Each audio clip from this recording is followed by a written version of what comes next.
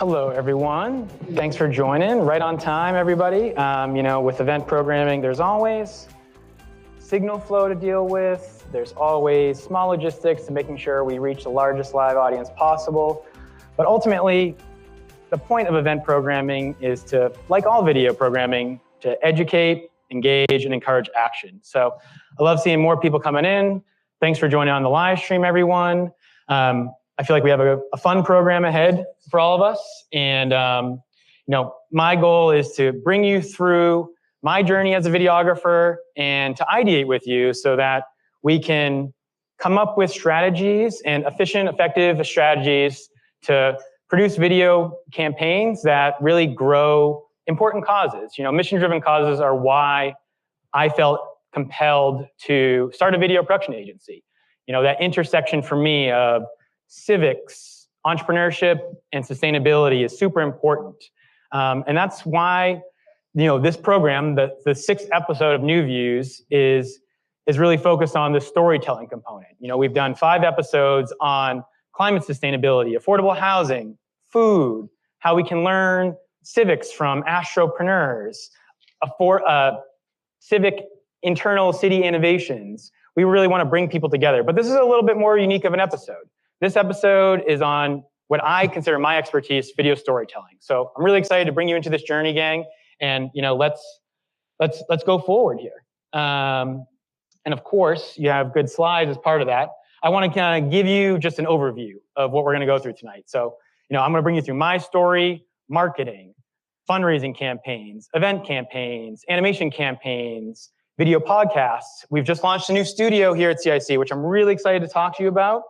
And then we'll end with some ideation on, what stories can we tell together to spark my personal passion, which is civics. So I hope that you enjoy these moving backgrounds and slides to help foster creative conversation throughout.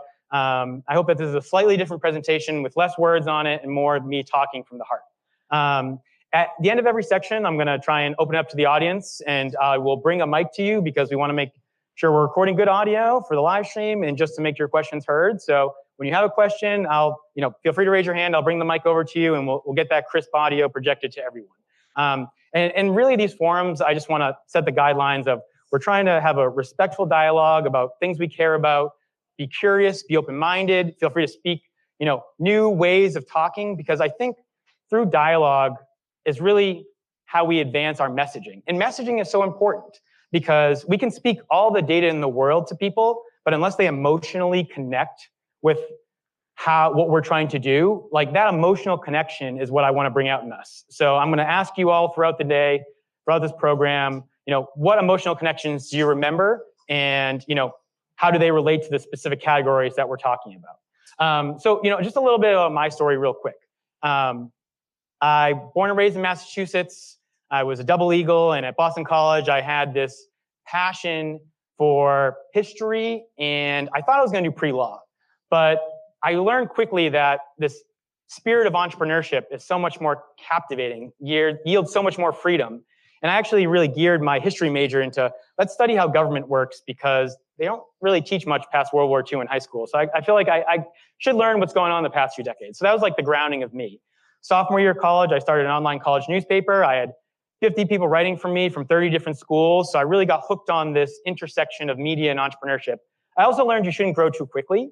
You kind of want to scale, and it's really hard to get college students to commit to doing anything long-term. So 2 huge takeaways. My junior year, I actually started working here at the CIC for a company called Net Capital, which is an equity crowdfunding platform. So I was writing business plans for startups, helping them with their seed rounds. And I realized how important that is to a company's growth. There's so many amazing startups out there, but if we don't help them gain the resources to actually grow their cause, that's a big hurdle, and really kind of it started the igniting of my passion for fundraising videos. And then senior year, I just kept making videos. We entered the business competition at school. We didn't win, but I'm proud that a decade later, I'm still running my company, and it's been a really fun journey. So kind of tying it back into the CIC, where we are right now. So this program wouldn't be possible without Venture Cafe. I hope that many of you have experienced this type of network before, but if it's your first time, I think this is one of the most unique ecosystems in the world in terms of driving innovation and mission-driven companies. So I think my biggest decision as a startup was, let's join the CIC. So before I even moved into the city, I was here at the CIC in a cluster ecosystem for digital artists. And that really taught me the power of digital artists and kind of foreshadows 10 years later, why we have a video production studio here. But I kind of want to dive into what we're here to do too, is like really drive the importance of video.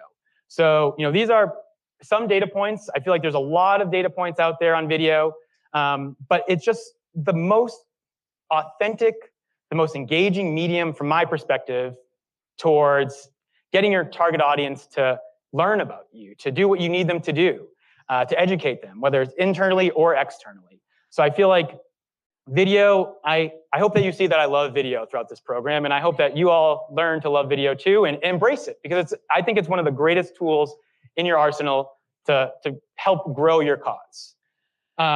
So this is a marketing video of ours that I'll play in the background loop while I'm talking about marketing videos. So I think marketing is an umbrella that encompasses all the videos we're talking about, but there's a specific type of video with marketing that I think kind of brings us down this production path. So I think all marketing videos start with pre-production. You got to come up with a great plan. You have to figure out who is my target audience. I would like to bet that all of us have actual multiple target audiences. So you really have to lean into what is our priority target audience, what are our secondary target audiences, and what are our key messages to engage them. And there's reasons for a overview video of what you're doing, but I also want to make the case that you should be creating 5 to 10 videos with every campaign you're doing and create months of content at a time. And if you have a great strategy, that's very doable. Product overview videos require great scripts, and every word matters from my perspective on that. So you really want to kind of go into that with your team. Like I always recommend this concept called an ideation meeting, where you have all your stakeholders in one room so that you can officially develop your call to action. Because granted, there's probably a lot of cooks in all our kitchens when it comes to growing our businesses, but you have to get on the same page if you want to produce a video campaign. Because from my perspective, video campaigns are actually thousands of decisions. They're all micro decisions. When you're on set, micro adjusting angles. When you're editing, cutting little frames. Like literally frames matter when you're trying to create a short video. So you really have to get people on the same page.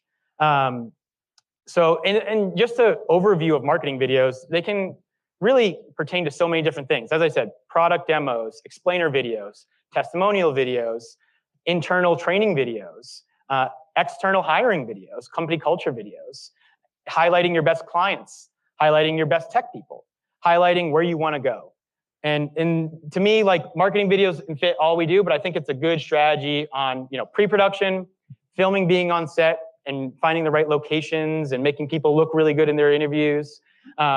Silky smooth B-roll with drone videography or stabilizers. You want to create a shot list, but you also have to realize that sometimes too much pre-production does hold you back. You have to focus on pre-production, develop a plan, be efficient with those meetings and your team, but then you want to get on set. You want to get that day on the calendar, reverse engineer from that, and get out there in the field and film, and have a team that is going to capture quality content. So on set, lots of variables that we'll continue to get into depending on what you're trying to film. But the editing phase is just so important. I want to emphasize editing real quick before we get into the other categories. From my perspective, editing is actually like 3 versions. You have your first version, which is the most important. It's your storyline. Because if you start trying to craft your perfect video right off the bat, you're going to waste a lot of time trying to create the perfect video if you haven't locked in your storyline. And honestly, if you're hiring a videographer, it's going to bloat up your budget if you keep going back and forth without locking in the storyline. You want to get that locked. And I think the key, from my perspective, if you're writing a great script, that's great. But if you're doing a testimonial campaign, the key is you want to kind of like 3 voices in it. Because then the pacing of it is fast enough that you can get multiple messages in. And so you want to get at least 3 voices in your videos. That's my suggestion in order to create your main top of funnel campaigns and get people drawn in. And the editing phase, you get those into a storyline that really counts. And then you start working on the stylizations, the coloring, the audio, the transitions, the music, the motion graphics, if you want some animation. Captions. Captions, honestly, slept on, but if you're going to hardwire them in, very important to like scan those and not really skip that phase. There's great services out there. and I'll get into more of those that help you do that. But super important and accessible. I mean, you want to create your videos so that they're accessible to your audiences.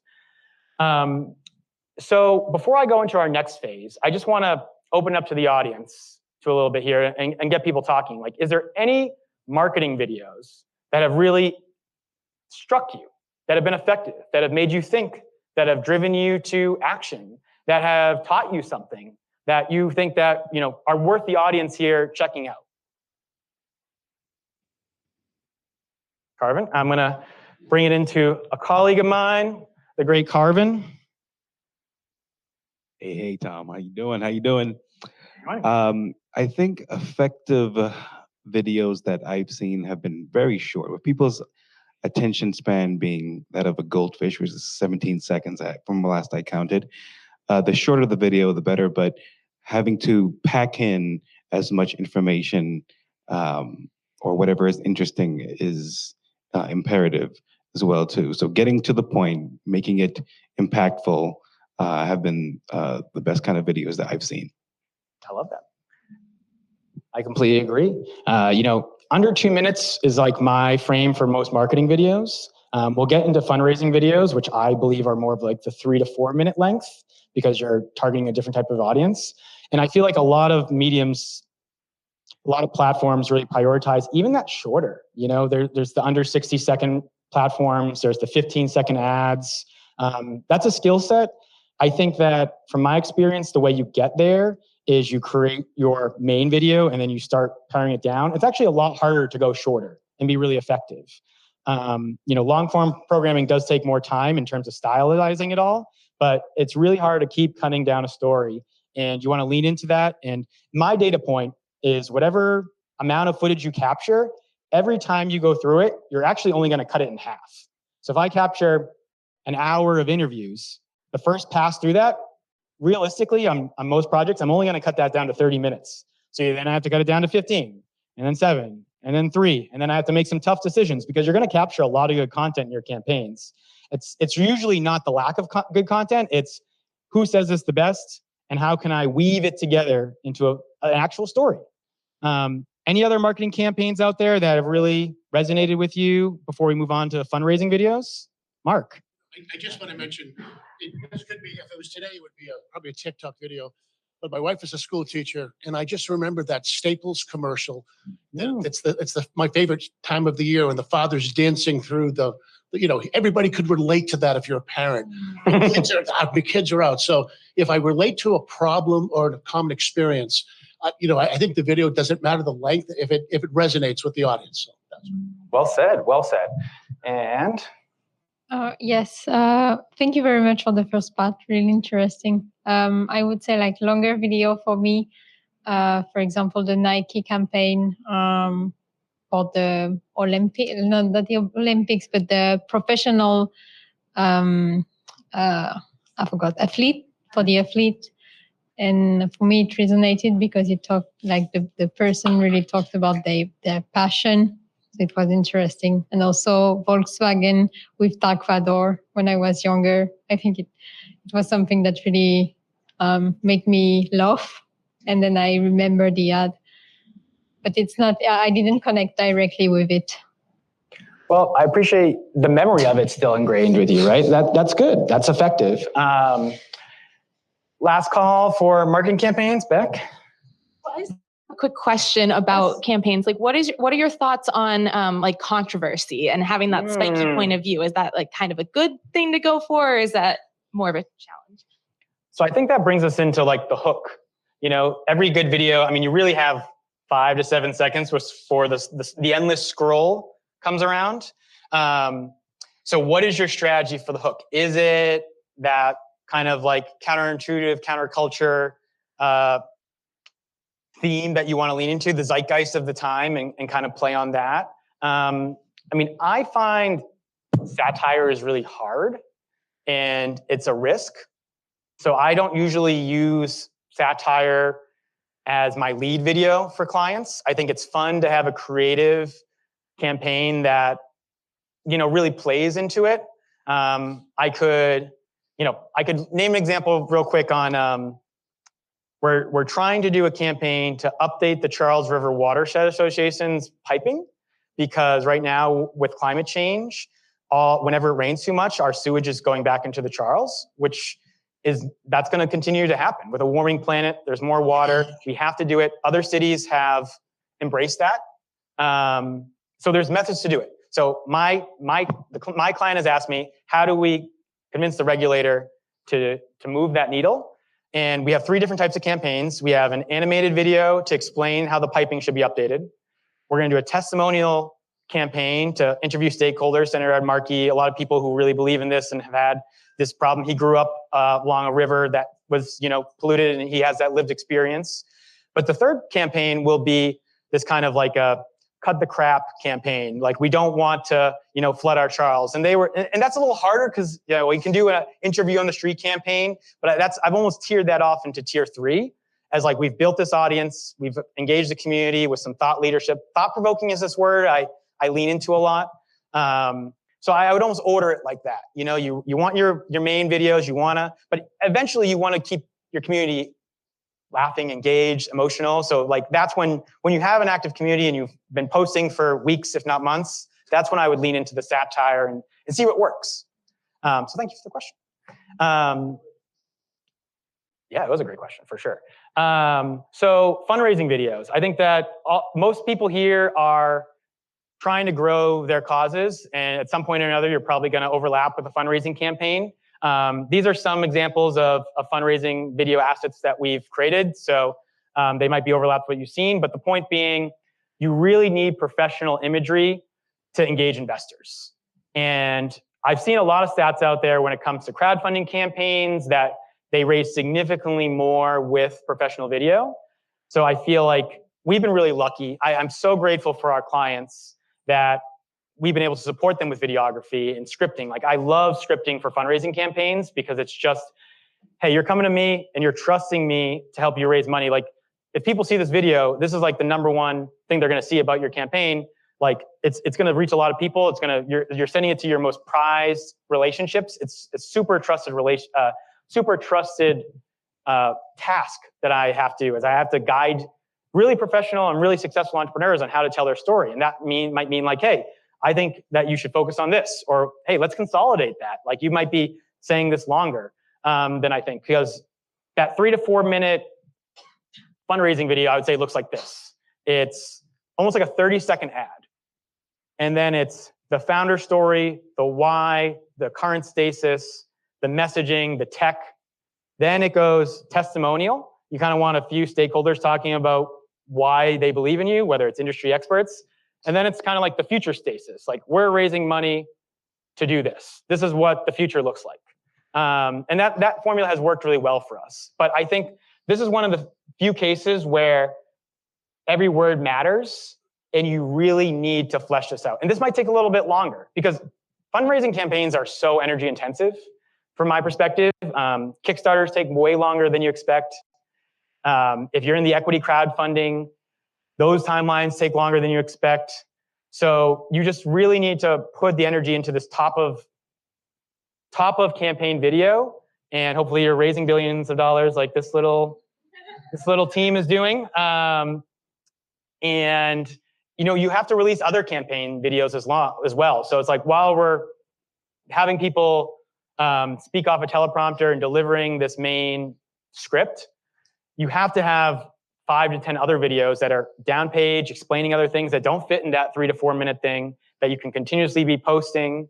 I know a lot of fundraising is relationships. It's not all about social media per se, but this, from our experience, the fundraising video is just super important. And I've tossed in this QR code, like, they're on every other slide. So at some point, if you want to, continue the conversation with us, feel free to scan throughout. But I'm just so grateful that we're here at the CIC because there's so many people fundraising and we can help them. And so by all means, like, I can cite a few of our examples, but is there any fundraising campaigns out there that you want to kind of talk up or were memorable? Yeah, Bobby, for sure. Bobby is a super professional in this area, has helped so many companies grow, and I'm excited to hear what you have to say. So I cannot forget this is going back a few years, the Chips fundraising video. If anybody remembers this, they were chips made out of crickets. And the video actually showed little kids knowingly eating crickets. They had every objection covered in this video. It was amusing. It was fun. It was actually like something that made me think, oh, I could eat crickets. Sure. So very impressive video, and not something they could have done in any other medium. So that's a nice little lean in. I kind of remember ButcherBox doing a really good campaign. Like they had one of the most successful kind of campaigns. That was fun too. I mean, I'm biased towards our clients. Lookout is, doing a Waze for Water AI camera. GeoOrbital had an electric bike wheel. We helped keto clients get off the ground. We've done some, other food products. Also not to be slept on is fundraising videos for nonprofits. Every year we're in the middle of producing this documentary for a school for kids with autism, and they've been able to really raise, the way we framed it is all tuition resources go to keeping this school operational. But this gala that happens every year, that's now surpassing $2 million raised, has allowed them to go above and beyond for that population that really deserves even more resources. So, that's one of my favorite examples of a fundraising video campaign that's not just for profit, but for nonprofit. These galas are super important, and having video as part of those kind of like annual celebrations, prepackaged videos that help tell their story, I think usually results in more being raised in the moment. And I'm really proud of those stories. Yeah. Quick comment on that. Code is restricted to form. It says you can only access it if you're within the organization. So that's on me. We'll see if we can switch this before it's over. So the question is, in fundraising videos or other videos where you're trying to send this particular message, how do you determine when to use animation versus footage, or how you balance the two? Oh, I love that. So I think that all of our biggest fundraising campaigns have had some element of animation, because you want to explain high-level concepts really well, and especially for services, products that aren't as tangible, is really important to communicate these high-level concepts in an engaging way. Stock footage doesn't always hit, especially for a fundraising campaign. You can sneak it in there some places, but it doesn't always match the branding. I think animation is just one of the most professional ways to tell a story. And usually I would say most fundraising campaign videos have between 30 seconds to 60 seconds of animation in them. And you want to be really strategic because animation costs more than live action footage. So you want to come up with a really good plan. But to me, like some of these animations have ended up being the ad for the campaign. It's just like a nice little strategy for it. But even going as simple as like an animated logo is like something professional to start, animated motion graphics. It just adds so much more to the professionalism to have some element of animation. And I think most professional fundraising videos have an element of it. It's just being really strategic, showing growth, showing future stasis sometimes, like, hey, this reality doesn't exist. We want to show it that way. You've seen some graphs on the previous one. That's another good example of it, infographics. So it's finding that balance of can we do custom animation? Can we leverage stuff that already exists and tweak it? But I always lean towards custom animation because we have, in my opinion, one of the best animators out there, and our team is growing in animation, and I just really love offering that package. So while I'm going into the next package, which is events, I'm going to see if I can fix that QR code, or I might fix it when we end. But this is an example of an event program we're in right now, and we're going to go around and turn this into, a month of content. I'm hopefully engaging people online. I'm engaging you here. Hybrid event programming is, I would say, the new norm. I think it should be the new norm. If you're putting energy together to gather an audience, then you should be at least capturing it and recording it. But with a few extra steps, you can live stream. Like, I honestly think live streaming is just such an essential part of an event program these days. So advice for recording and live streaming events. The biggest part of an event is your audio. So, every space has a different audio. I hope I'm coming across in a good way. We tested audio levels. No matter how much testing you do, there's always signal, I call it signal flow improvements to be had. So test. Come up with dynamic slides. If you're creating slides and you're not doing video slides, do darker backgrounds. Like the amount of times I've seen white backgrounds of slides that like just don't show up in pictures, like lean towards your darker colors if you can. Super important. Small detail, but super important. Align with your team beforehand on the small things, moving backgrounds, prepackaged video. Like there's an intentional why none of these have audio right now is I don't want to deal with the audio signal flow loops and test everything. It's very doable, and with great softwares, you can prepackage video.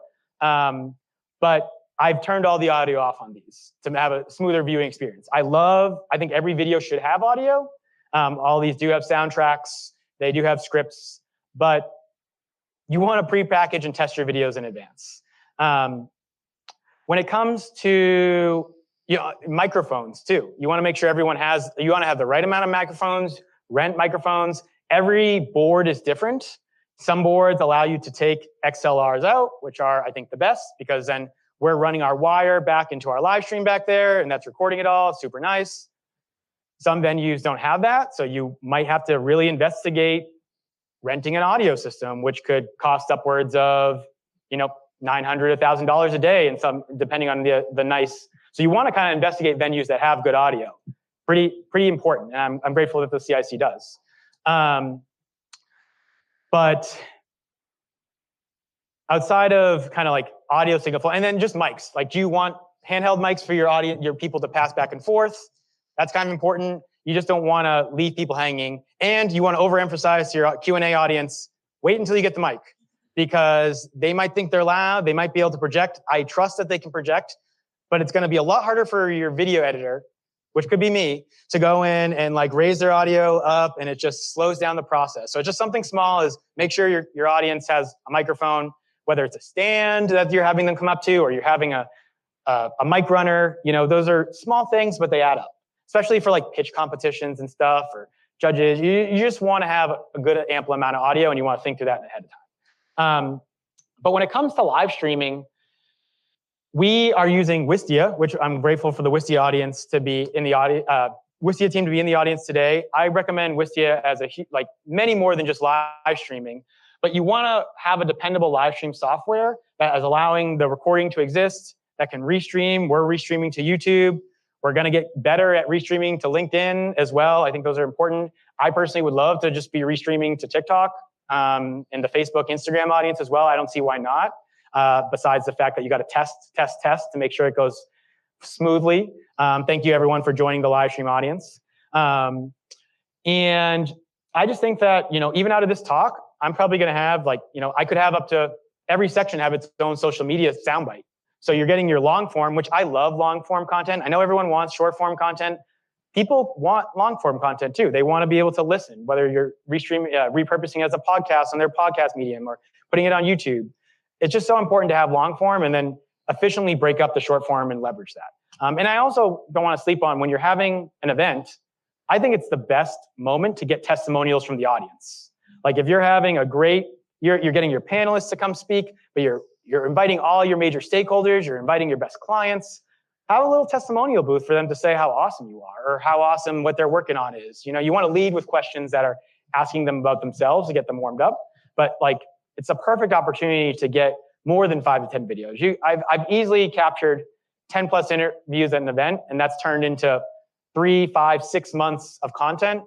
Just super important to think through that little small add-on that if you're having a video team there, it's usually not much more to just add on that small interview package afterwards. Like one light, I still love 2 cameras, but even if it's 1 camera and 1 mic, that works. And so I highly recommend that. Snoop was cool to meet in person. That was fun. But you gain trust from being reliable at an event, because normally your video team doesn't have all those solutions, but usually when it comes to AV and tech and just small things, your AV people are sometimes the best people to lean on because they have experience problem solving. And they hopefully, my pride is to always bring positive attitude because I know event programming is hard.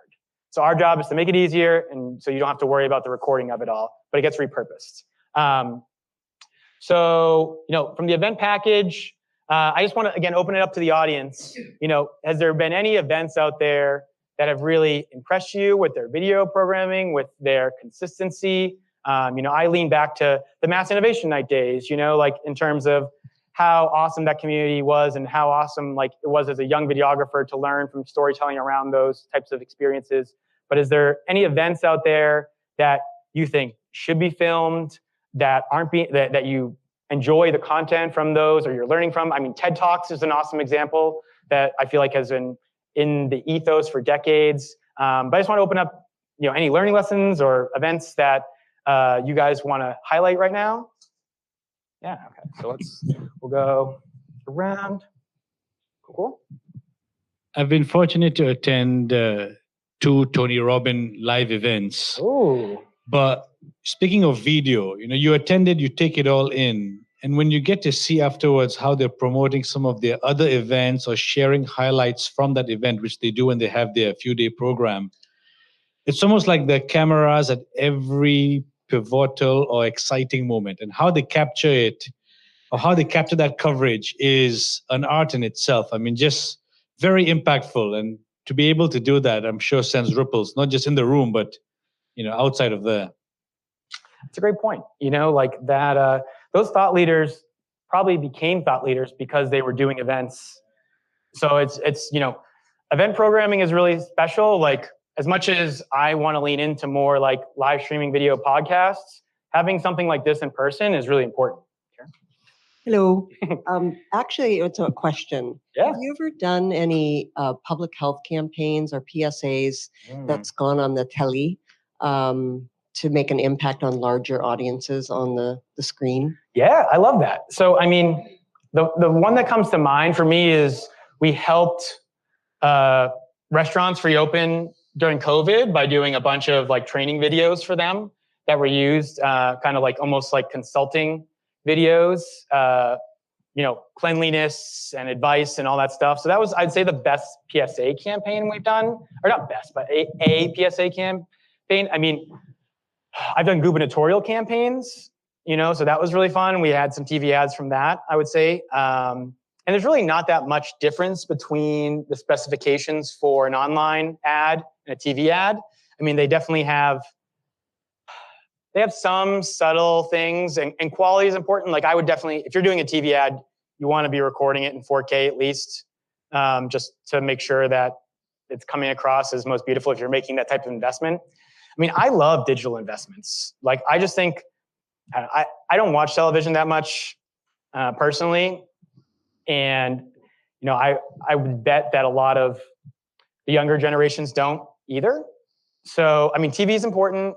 There's a lot of programming. I mean, if someone came to me and was like, do a TV ad, I'd be like, yeah, that'd be fun, for sure. But that's like, that's 30-second spots. Like, those are stories that, I mean, also the investment for a TV ad, I feel like is, my eyes widen. If someone wants to pay me the traditional TV ad budget, I'd be like, yes, I will help you, for sure. Yeah, I'm in. If anyone has any, Netflix. That's an interesting. So, I pay for YouTube Premium, so I don't see their ads anymore. But YouTube ads also, I feel like that's most resonates with me. That's where I feel like I want to build the most long run ad revenue per se, off our content. Netflix, my instincts is that's like a relationship game that I'm very happy to play over the next decade. I like Netflix, I like Hulu. I don't necessarily trust Jeff Bezos and Prime, but at the same time, they have programming on there. I liked Fallout. That was a cool series to watch. So I appreciate the idea, and that's kind of like what I hope the rest of this forum is ideation, and sparking. How can we? Yeah.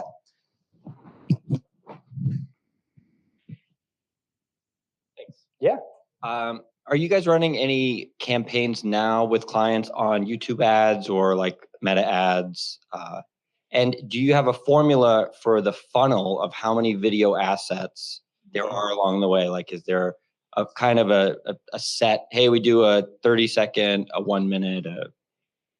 Yeah, so great question. This is the top of our experimentation list. So we're running it for ourselves now, actually. My colleague, David Lamb out there, absolute man. My first film TA, working with David Lamb for over a decade, is really trying to pioneer, how much is it going to take to invest in ads and grow our campaigns that way? I mean, I like to think the funnel is at least 5 videos.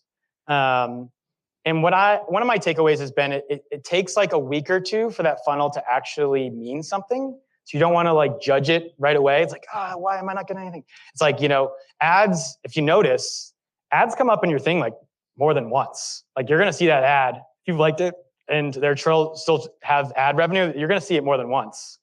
So they really want you to kind of like, I think it's leaning into that. You see it once or twice, then you finally will be driven to action. In October, I'm really going to push LinkedIn ads. Like that's going to be my personal choice. I think that's where, like, if I'm trying to engage businesses or organizations that I believe in, that's where I lean into the most. Meta ads, we're set up, we're testing, we're running. We're definitely getting leads off that.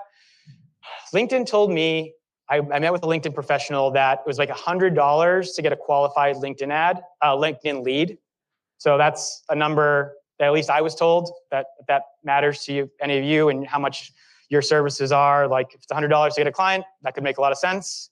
Facebook, Meta, oh man, I think it's varying per product, but it still comes down to dollars, I think, to get at least engagement, and you can drive that cost per click down.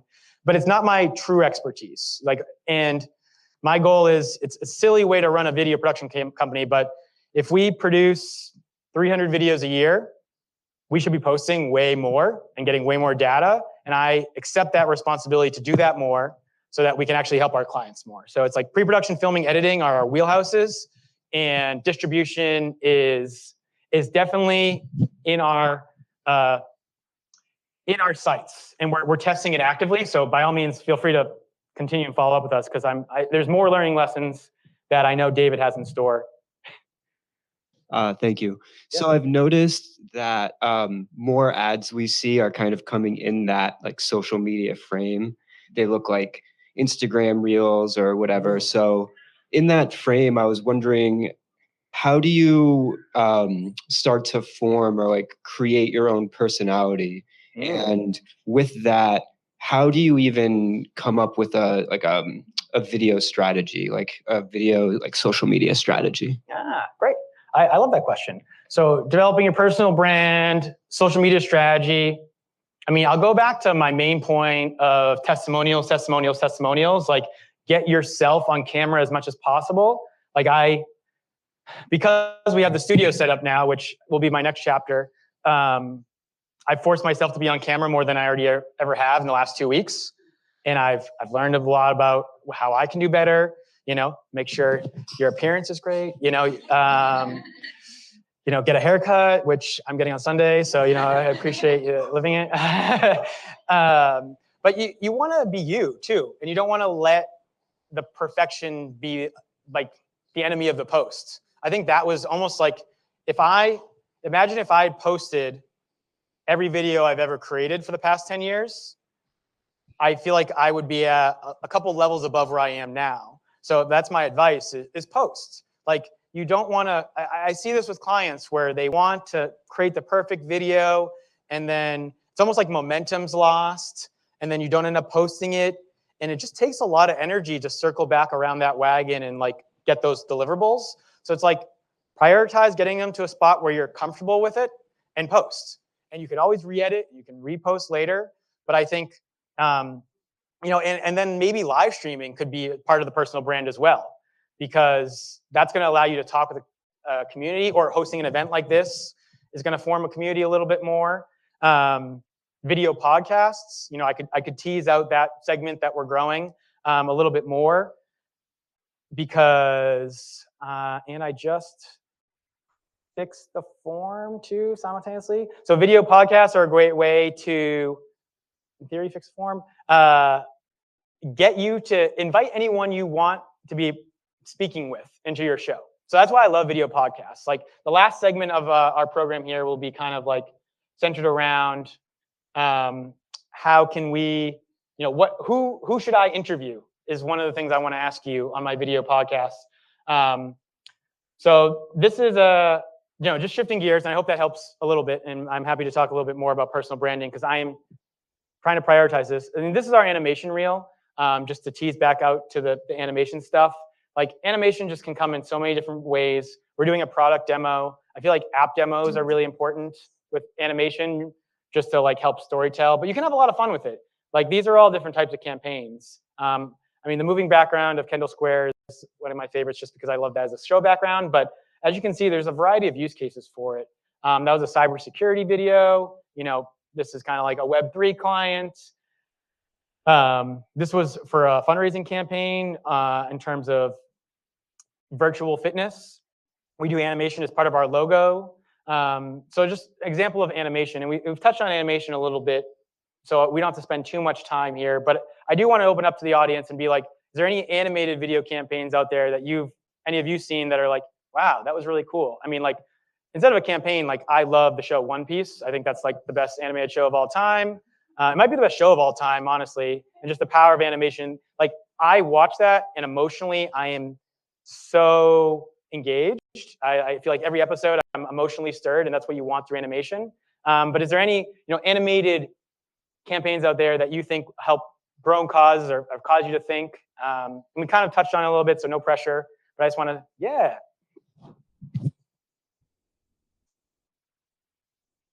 It's not really animated, but I'm thinking about the Draw My Life when you see the people, the person drawing, and then you see the story, and then they erase everything and start everything new. And I think in the animation way, it can be also translated. And I really like, I remember more for those kind of campaigns than the regular ones we see on the media. That's a good point. And animation it almost takes you out of your own reality, which I think is very cool. Mm-hmm. I remember for quite some years, Google's ads exclusively featured animated walkthroughs of their own content. And the one that stuck with me the most was a campaign they called Dear Sophie, which was an ad campaign directed entirely to drive users to Gmail. That was a Google developer who had set up an email account for his recently born daughter, and he was sending emails directly to it, and it was entirely screenshots and animations within the product. That's very cool, and the fact that you remember it is even more. That's a testament to animation. Karen? Again, another question. Yeah. So I worked with I'm tied in with XR/VR. Okay. When worked with a VR startup. So I'm wondering if you are sliding into doing anything with XR/VR and that whole world. Yeah, so we are experimenting. I mean, how many out there have used Apple Vision Pro? It's one of the coolest things I've ever experienced in terms of immersive content. The reason why I find it so immersive is everything we watch is filmed as if it's with one camera, one eye. The Apple Vision Pro, the camera setup is actually 2 cameras that are fisheye. So it's like you're emulating like the actual human 2-eye experience, which is just so immersive. So we have some footage which takes so much more time to actually process from Takeda's beautiful 500 Kendall building. So like real estate VR experiences is something of a package that we're experimenting with. The storyboarding behind that's much more complicated. Like how do you guide someone through an experience to a degree? Do you put graphics in there and stuff like that?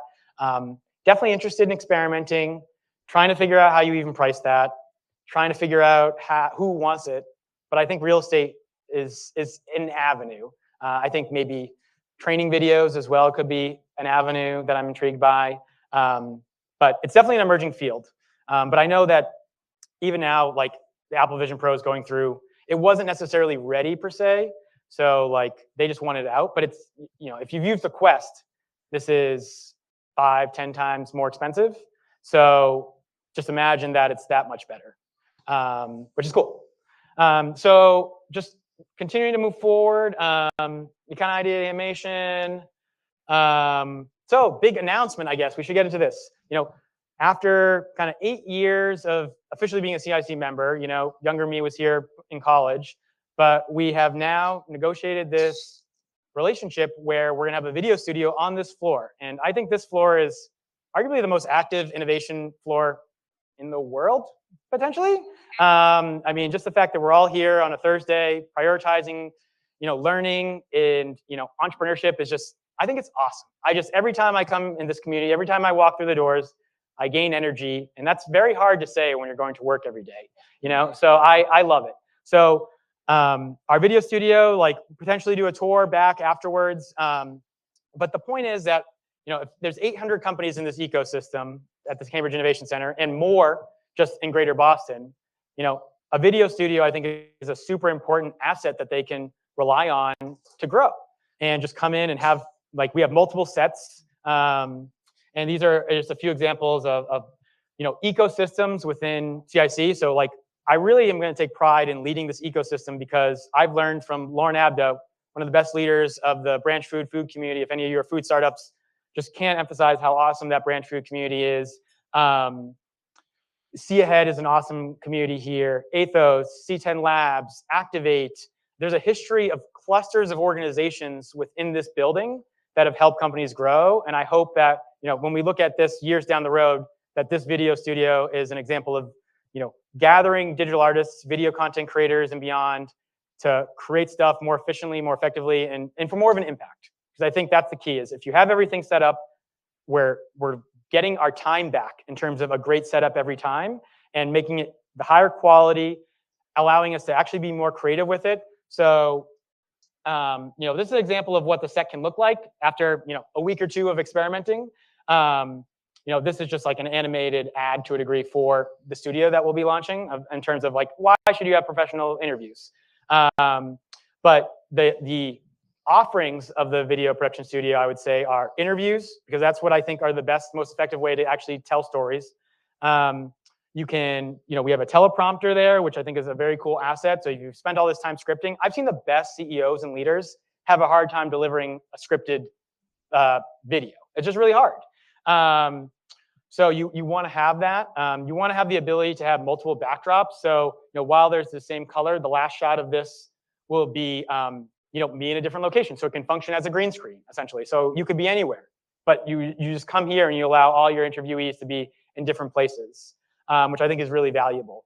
So, and the last set, there's a few other sets in there, but this bookshelf where we just got on wheels. So we can wheel this bookshelf in and out of the back of our set.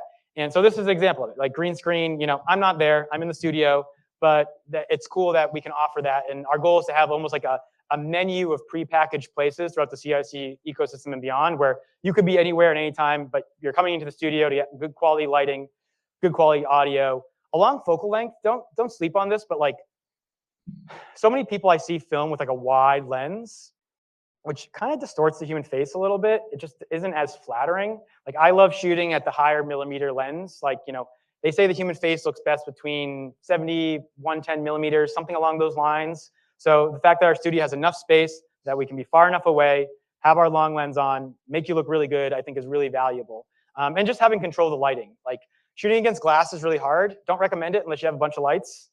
Use the light if you're gonna be filming by yourself. Use the light as your friend, because natural lighting is beautiful. But we have way too many lights in there, ready for any use case, and we're experimenting with the best way to use them, so that we have really control of our set. I think it's just super important.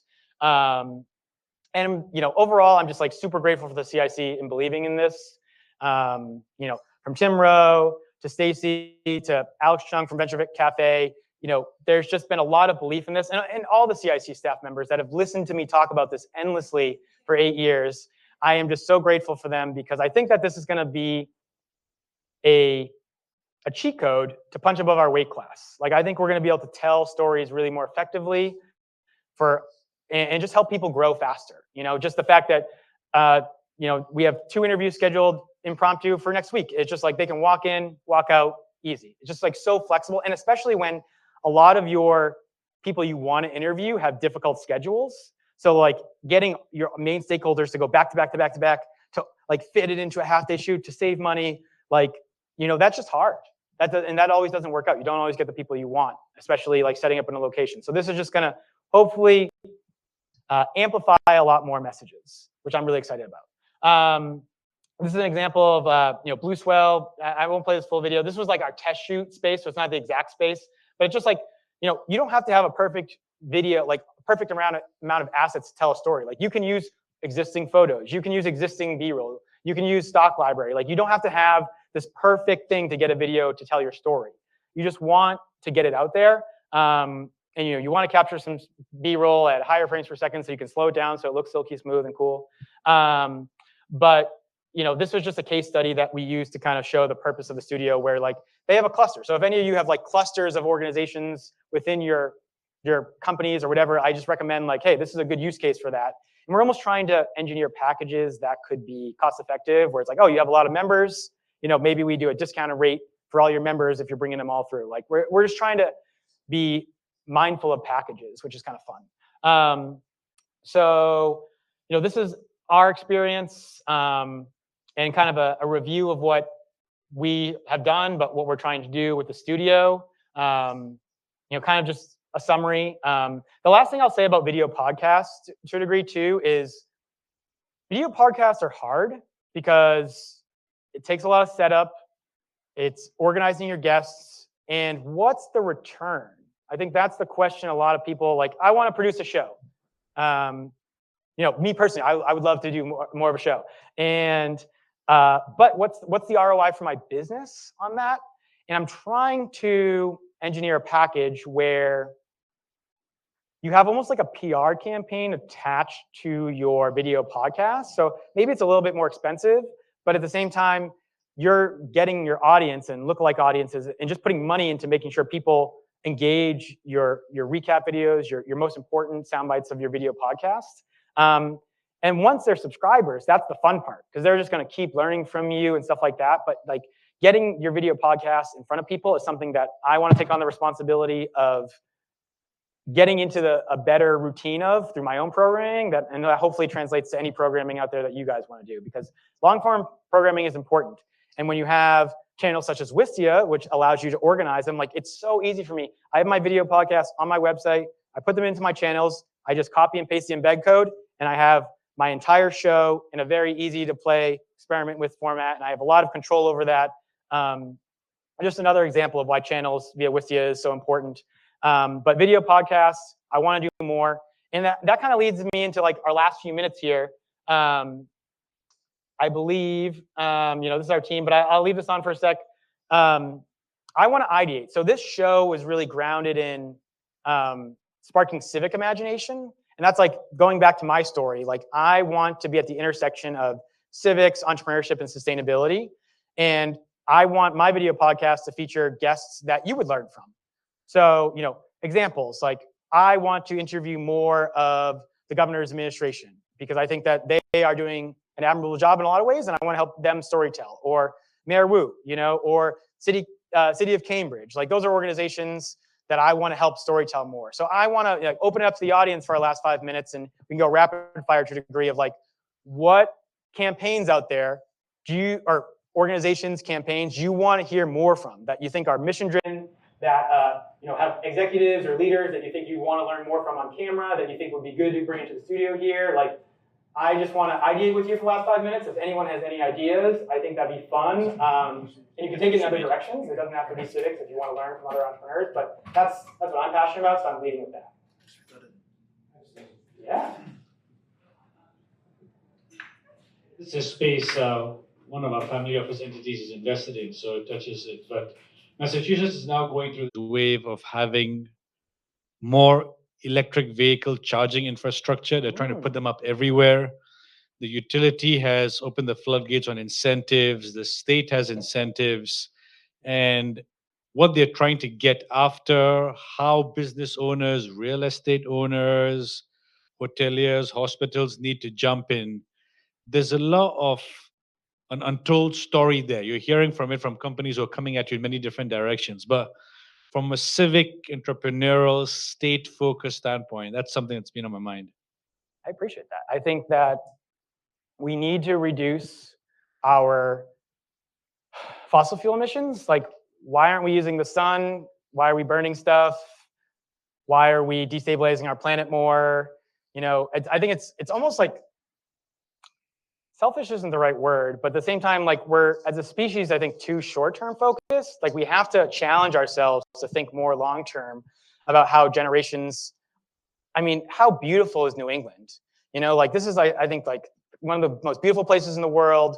Like I can't imagine if 100 years from now, like people can't go outside because of more intense weather. Like that would be so selfish of our generation, of society as a whole, to not challenge ourselves to think more about it, to talk more about it. So I hear you and I appreciate that idea. Just jumping on the sustainability train, the Blue Innovation Labs in Chelsea could be an interesting spot for you. And just keeping on the CIC Providence has more than 50 startups in the offshore wind area. And so just like kind of talking about the ocean state and ocean sustainability could be kind of a great opportunity to get more into the ocean space. I love that. Thank you, Beck. Yes. Hey, so one of my favorite documentary films is Ex Libris. It's about the New York City Public Library system. And this is a movie that's like 3.5 hours long. I watched the whole thing. I enjoyed it. But it just blew my mind that libraries are so much more than borrowing books, right? They have so many community outreach services, and I would love to see something from the public libraries to, you know, inform the public about what they do and let them tell their story. So that's a lovely idea of a civic institution that almost deserves our circle back around. You know, I feel like so many of us younger, you know, spent more time in libraries. I did back in the day. I loved being in the library. It's really fun. You know, Mass Robotics down the seaport has Robo Boston September 28th. It's an open air area. The consumers come and there are robots going everywhere. And I don't remember ever seeing anybody video that. And I think that would be so powerful. I am grateful that we have the contract to video on, on September 28th. So we'll be flying a little drone, getting some interviews. So I appreciate that, Mark. I am excited by that. Mass Robotics is awesome. You know, and just like wrapping up some ideas on what I feel passionate about storytelling. I think that we should do more storytelling in the form of our education department. How do we better fund that? How do we better, you know, I mean, I was so excited to hear that did anyone remember that our trains used to run 24/7? But, you know, I think it was like the 60s or 70s or something. And that is being rediscussed. So like, how can we have public infrastructure that allows our city to be world-class like we know it can be? I thought that was so cool. I mean, just testing, you know, fusion energy, you know, like, should we focus more on that? Because that's an incredible form that's being developed in Cambridge. Like, childcare, like this episode, affordable housing, tripling down on affordable housing. I'm glad Cambridge is one of the most, the best leaders in the country, most inspiring leaders. Burhan is doing a great job writing their housing bills in terms of building more affordable housing. I love, if you haven't watched our last episode of NewViews, it was about affordable housing. We had a great panel. I learned so much. It was awesome. It actually hinted the fact that we used to have a robust federal housing bill. So I'm excited to hear of this new federal housing bill for the first time since the 1980s coming through. But my last point is childcare. I think like if we want to build a better future, we have to lead the country in childcare programming. I think Massachusetts can do it. I've heard whispers about it, but I would honestly love to interview the administration or anyone else. If anyone has any connections in terms of childcare leaders, I would love to bring them on and interview them because I think that's super important and just, it's the future. We have to invest in our future and we can do a better job of that. So yes, exactly. You know, like we got one more here and I want to make sure we're opening up to the next program as well. Oh yeah, it's about not shared housing, but shared community within the same building. So you have different apartments and then everyone has a duty, like the weekly duty, for example, and everyone, it's something different. And they are implementing this in Europe in some cities. And I would love to see it in Boston too. Oh, I love that.